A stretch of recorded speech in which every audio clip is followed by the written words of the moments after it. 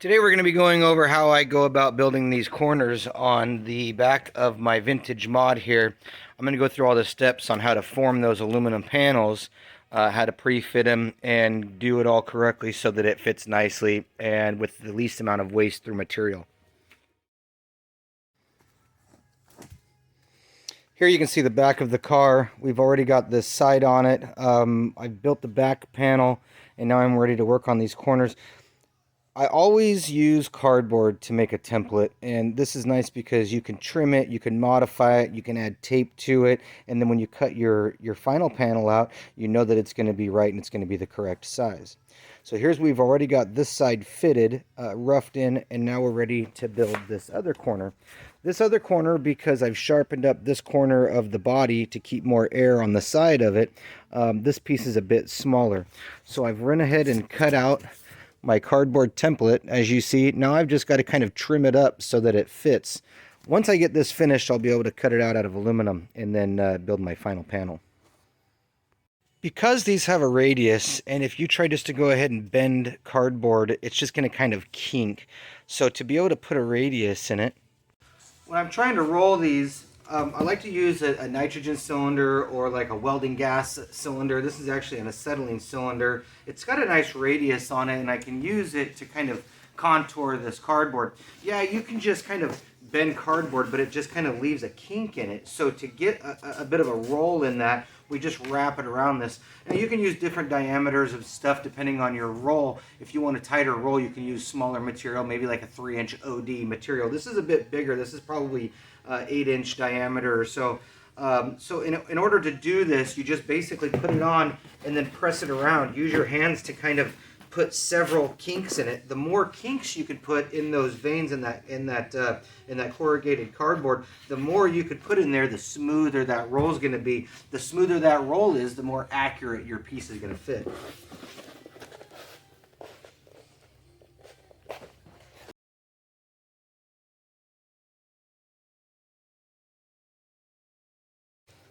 Now, because this right side corner is a lot tighter, by beating it like that, you're kind of softening that material up. It's kind of like those meat hammers. You're just kind of tenderizing this so that it moves a little bit easier. Now, when we take it off, we don't have one kink. We have a pretty decent little radius there. It's not perfect. It's never going to be perfect, but just by getting it the best you can, it just makes life easier. Let's make a nice little roll so we can build a panel out of it. To do this, all I need is a couple simple tools. I've just got a regular ink pen so I can make fine marks to trim on, and then I've got a Sharpie just so I can, build like an oversized mark, just a trim point. All you're going to do is just kind of hold it up there and mark it out. I've got a Cleco holding this panel to the roof cap. Pull that out, drill that hole, Cleco that into place, and it's going to lock it down enough to where I can do all my marking, draw my shapes, my cuts, my recesses. I can do all that into my cardboard. When I lay it over my panel, it's just that much closer.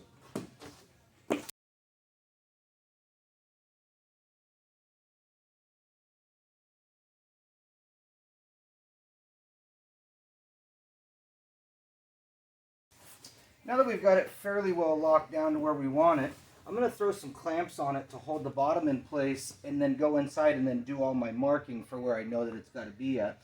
When I pull it off, I can do all my trimming, and then we can work on the final fitment of this cardboard piece before we lay it over our aluminum.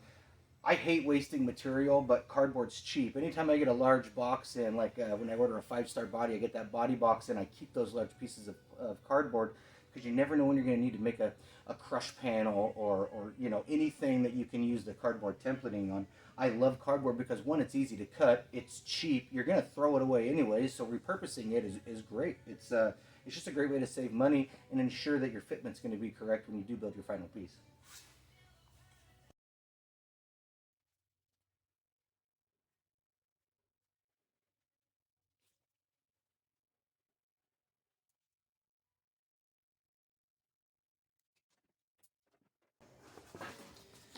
Now you can see where my marks are, where I need to trim it off at. I'm going to go do some real quick cutting on this, and then we'll be ready to start doing our final fit. Now we've got our piece cut. We've got the radius that we want in it. I've got the overlap so that I know I can cover this recess here. On this piece, I will bead roll a recess so it sits underneath this side. I don't want it to go over top because I don't want that flange to catch any air. I want to keep it as smooth as possible. So I've got that accounted for. Now we need to figure out where our roll is going to be. Now, as you can see on this side, I've got the roll, but this one's so much larger that the roll is bigger. I'm going to have to tighten that roll up, but I want it to kind of look similar to that one. To do this, I'm going to take this piece back off, lay it over there so I can get the right dimensions, and just tighten that roll up a little bit.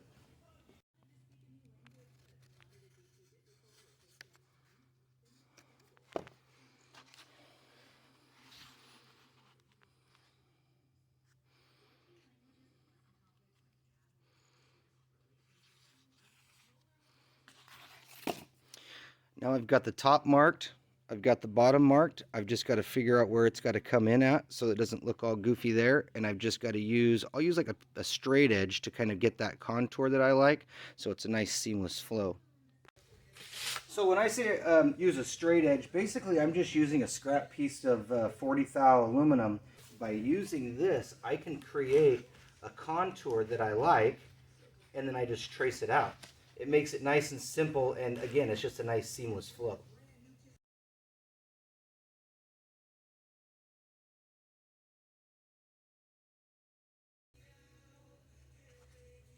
There we've got a nice smooth mark to trim out on. I see where my side is a bit longer, so I'm going to have to drop that down. But that's all you got to do. It's a nice simple way to build a template and save your material.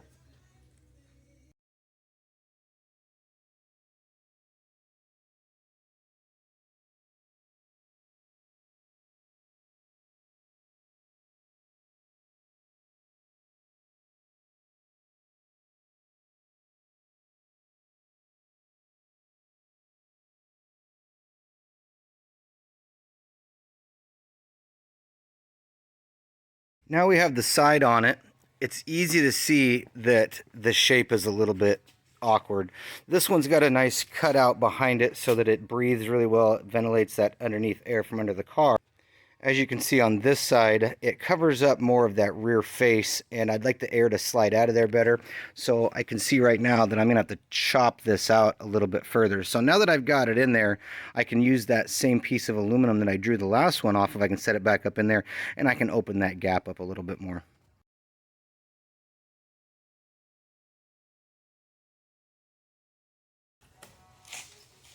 There we go. Now we've got a new mark that we could trim off, and by looking at it, it's going to take some more of that cover out of there so that air can come out easier. If I was to go all the way over, I don't think it would look good from the side, so I'm going to try to leave some of that there.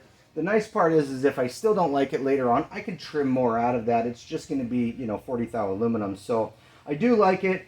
But remember, when you build this panel, you will need to bead roll in a recess so it will sit underneath that one. We cannot forget that because that will screw the look up. So I'm pretty happy with it. I'm going to go trim it up a little bit more and then probably start building one out of aluminum. I like that a lot better.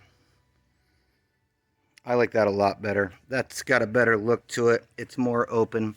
And when you look at it from the side, it still maintains its look. I like it.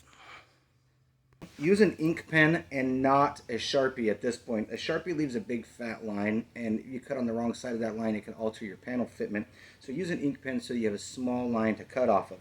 Another thing is, if you have a straight edge on it, line it right up with the edge of your panel. This will save one whole cut and more material.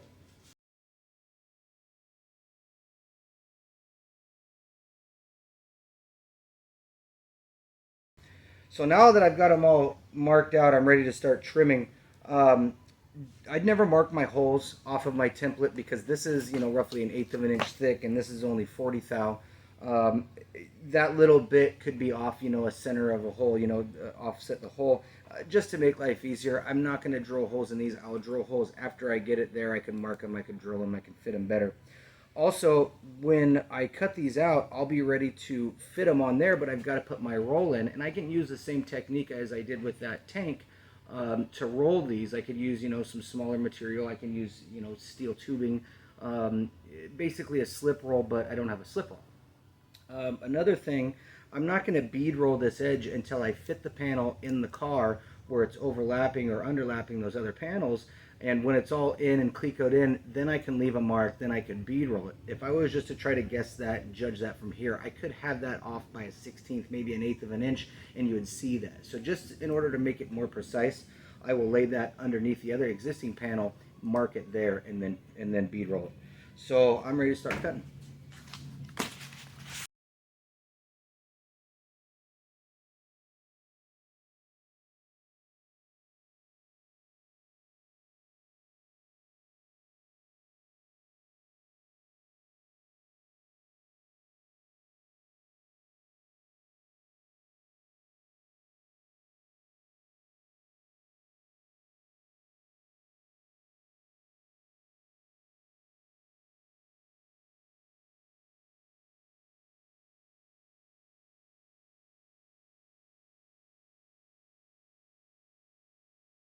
Now I got both of my panels rough shaped. I went ahead and I cut all the way down to my line on the bottom because I knew that that was pretty close. If not, I could modify the bottom of the quarter panel. But I went ahead and left it a little bit long, as you can see up here on top. This top panel where this will join to has a break on it, has a bend on it, and I need to make sure that that corner lines up perfectly. So by leaving it a little bit long here, knowing I can go back and do a little bit of trimming on it, it just makes life easier so I don't overcut it and then have a little bit of a gap there that I don't like. I'm ready to go ahead and bend these. This is the inside of the left rear. This is the outside of the right rear. The inside, I make, like I say, I make sure I write on it so that I don't go ahead and push this thing down through the slip roll or bend it, put that radius in it, and do the wrong side. So make sure you always mark them just to ensure that you don't make a silly mistake. I've done it, and as dumb as it sounds, it happens.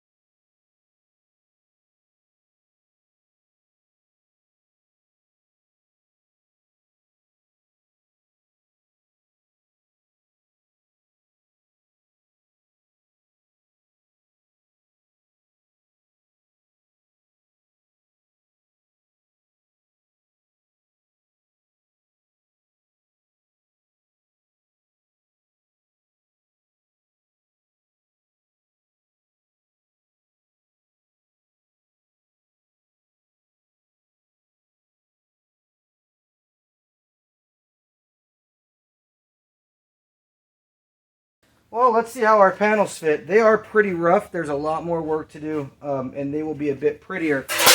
This is just basically a rough fit. We're just trying to get the contours, everything kind of semi-aligned, and then we'll go through and do all of our fitment and our smoothing out. So when I line up these edges, when I line up my top edge, I can see that my bottom line here is just a shade above where I want to be. So I'm glad that I left that long so that now I can go through, remark it, and then trim it where I need to, and then I can file that edge down. I want that to be absolutely perfect. I don't want it to come in and people walk up and see this big gap where I've overcut it. That's just kind of silly. So get it aligned where you need it. I see my roll is a little bit heavy right here because I've got a gap, so I need to smooth that out just a little bit. But for the most part, it's a pretty decent fit.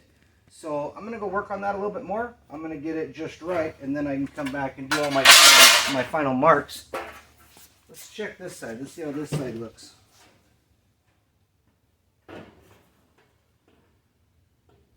I mean, it's not terrible. I definitely got to go a little bit further because I'm obviously a bit short on my roll there, but I think just a little bit more, and it's going to be golden.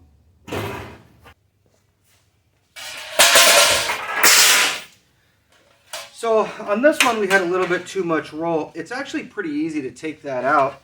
You can do it a couple ways. You can actually just lay it on the ground and just push on it nice and gently. But make sure you spread the load out, because if you push in one spot, all the thing, this is going to have a big old wonk in it, and it won't be pretty. Another thing you can do, and this is kind of the way I like to do it, I like to use my rubber mallet. Don't use a metal hammer because you'll put a million little dents in it. Use these rubber mallets because they give a little bit and they don't create a high spot.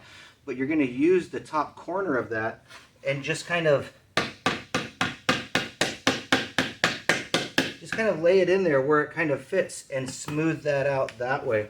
You don't want to push it from this side because it's going to be really easy to put a low spot in it. So by doing it this way and actually pushing the sides down to the level of that middle piece, it just seems to work a little bit easier and it leaves a better, smoother panel.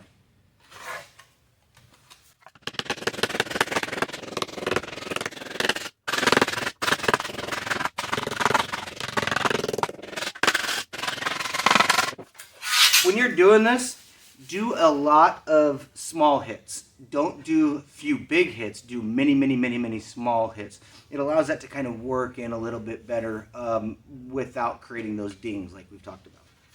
I think that worked out really well. Well, she's getting close, isn't it?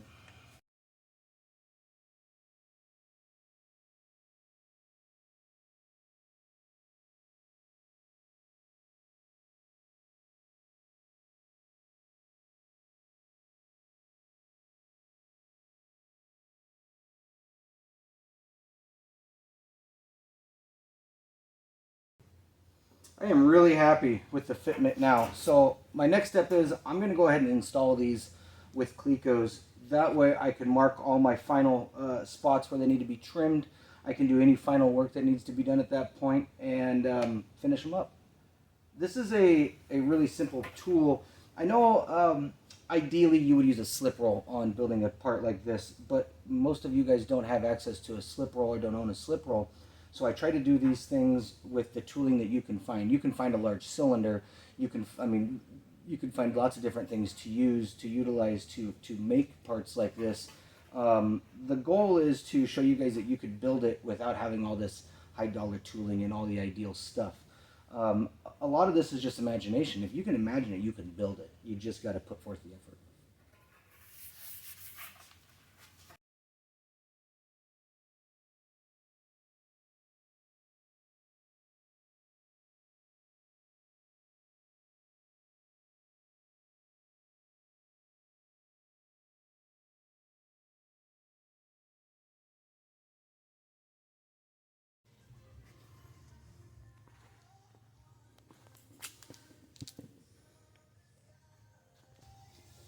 All right, now you can see we've got both panels in. I've got everything marked so that I know where to trim all my corners out.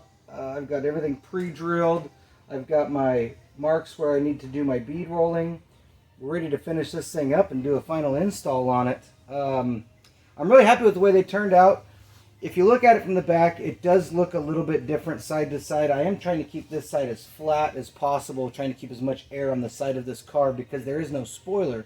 I want to utilize that air on the side of the car to help the car handle a little bit better.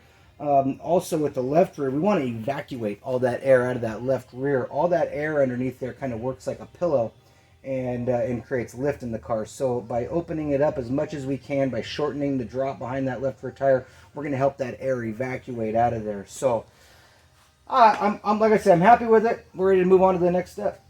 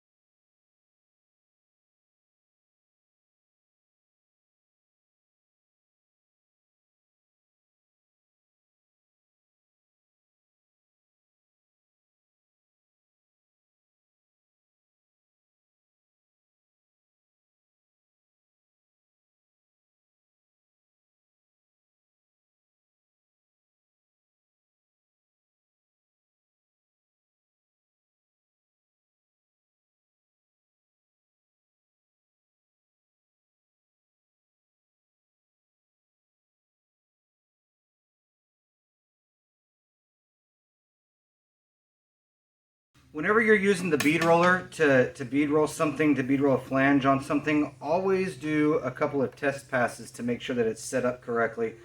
Last thing you want to do is go through and make a nice bead roll and then have it be incorrect or way too deep, then your panel offsets. So get a scrap piece of material and run it through a few times to make sure that it's operating correctly.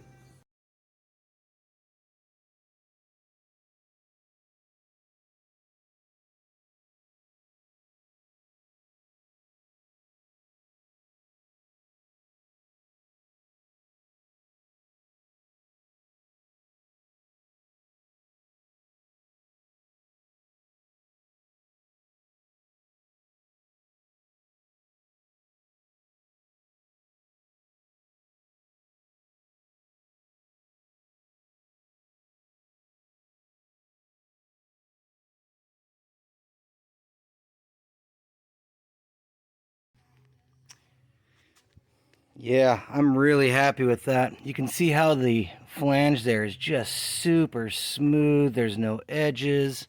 Nothing's going to catch any air. Look at that. It is just beautiful. So this quarter panel here will not be the quarter panel I will be using. I am going to replace that. This was kind of a dummy quarter panel with some old material. I've got to do some work where the shock mounts here. This is the wedge bolt for the right rear spring. I overcut that just so I can get it fitted. This is, like I say, not going to be the quarter panel I will be using. Also, where my door seam is here, I'm going to move that forward. I will be able to reuse the door. I'm going to make some changes to it, but for the most part, this is what it's going to look like. I really like it. Beautiful corner, nice and long, low. Yeah.